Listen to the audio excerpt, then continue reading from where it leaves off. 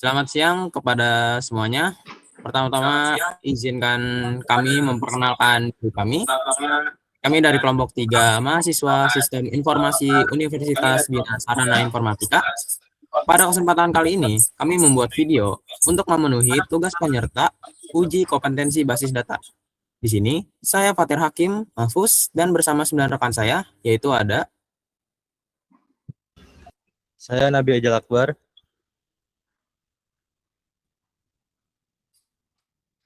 Saya Nina Putriani.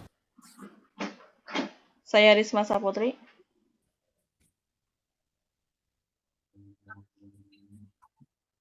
Saya Ricardo Febrian Satrianggana.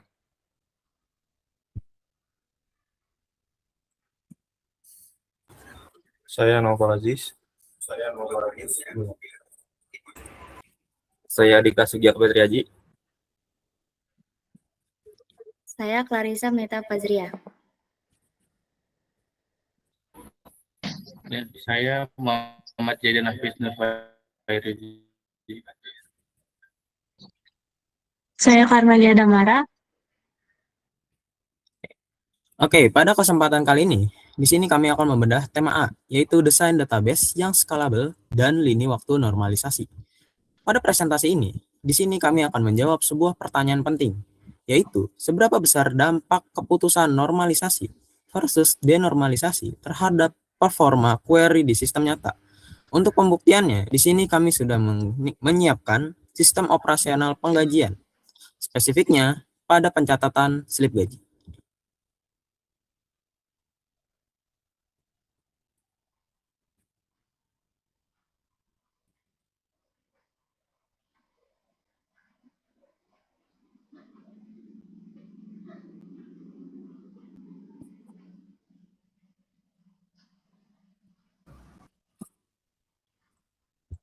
Ya, sebelum masuk ke eksekusi database, mari kita lihat kondisi awal sistem ini melalui IRD berikut. Di layar, Anda melihat skema denormalisasi atau tabel kotor. Seluruh atribut data mulai dari ID slip, nama karyawan, departemen, hingga rincian gaji dicampur dalam satu wadah raksasa. Ini adalah pelanggaran bentuk normalisasi karena terjadi redundansi data yang masif. Nama departemen dan karyawan diketik berulang-ulang setiap bulan. Selain boros penyimpanan, struktur ini memicu anomali fatal saat kita ingin melakukan update data di masa depan.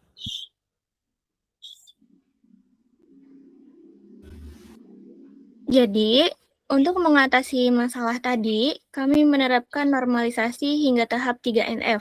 Kami memecah tabel raksasa, jadi tadi menjadi 4 entitas mandiri yang saling berelasi. Bisa dilihat pada desain ini, kami memisahkan data menjadi tabel master seperti departemen dan jabatan. Masing-masing memiliki primary key unik.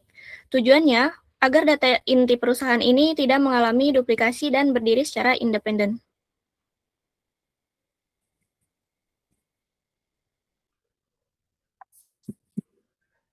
Setelah desain database selesai, kami mengimplementasikannya skema tersebut ke dalam PostgreSQL. Pada tabel karyawan dan slip gaji, kami menggunakan Virgin Key melalui perintah reference untuk menghubungkan tabel transaksi dengan tabel master departemen dan jabatan. Relasi ini membantu menjaga konsistensi data antar tabel. Selanjutnya kami memasukkan 25 baris data dummy yang mencakup data departemen, jabatan, karyawan, dan slip gaji. Untuk menyimpan nominal gaji, tunjangan, dan total gaji, kami menggunakan tipe data numerik agar nilainya tersimpan secara presisi. Setelah tahap ini selesai, database siap digunakan untuk demonstrasi dan pengujian query.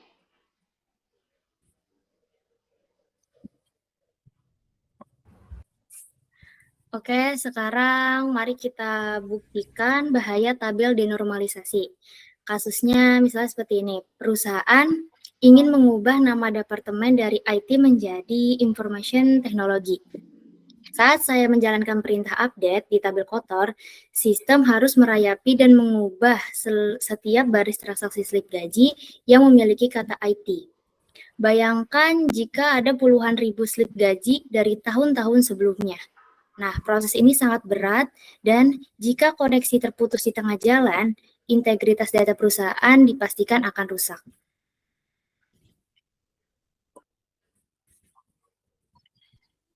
Nah, berbeda ceritanya dengan skema ternormalisasi. Saya sini saat nama departemen berubah, saya cukup mengubahnya 1 kali saja di tabel master departemen. Mari kita eksekusi hasilnya. Saat saya memanggil data transaksi menggunakan perintah join, seluruh nama departemen di semua slip gaji langsung menyesuaikan menjadi informasi teknologi secara otomatis. Integritas data terjamin 100% tanpa menyentuh data transaksinya sama sekali.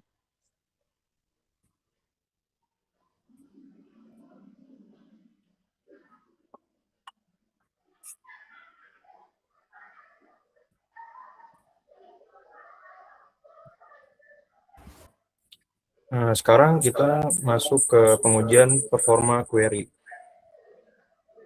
Mitosnya, tabel kotor lebih cepat saat dibaca karena tidak perlu menggabungkan tabel. Mari kita buktikan secara live menggunakan perintah explain analysis. Saya mencari information teknologi di tabel kotor di panel hasil PostgreSQL menggunakan strategi sequential scan.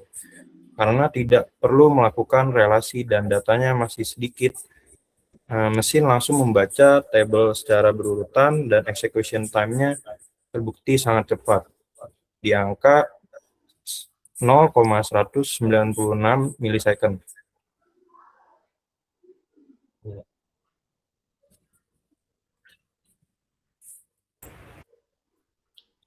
Sebagai perbandingannya, saya mengeksekusi pencarian yang sama persis pada tabel ternormalisasi menggunakan perintah join.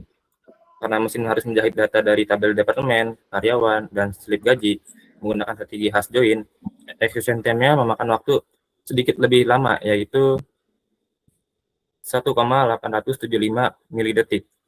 Angka performa ini menunjukkan fakta teknis yang sangat menarik di sistem basis data kita.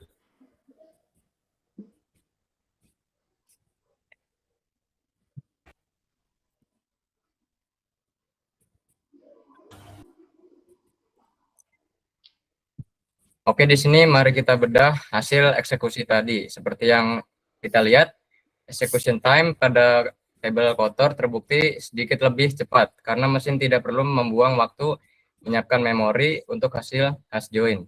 Namun, apakah ini berarti normalisasi itu buruk? Tentu tidak. Hasil ini justru membuktikan teori dasar basis data. Tabel denormalisasi memang unggul untuk kecepatan membaca, tetapi sangat fatal untuk proses update seperti yang didemokan sebelumnya. Mengingat chip gaji adalah sistem yang hidup dan dinamis, mengorbankan selisih sepersekian milidetik demi menjamin keamanan data dari anomali adalah arsitektur yang paling tepat.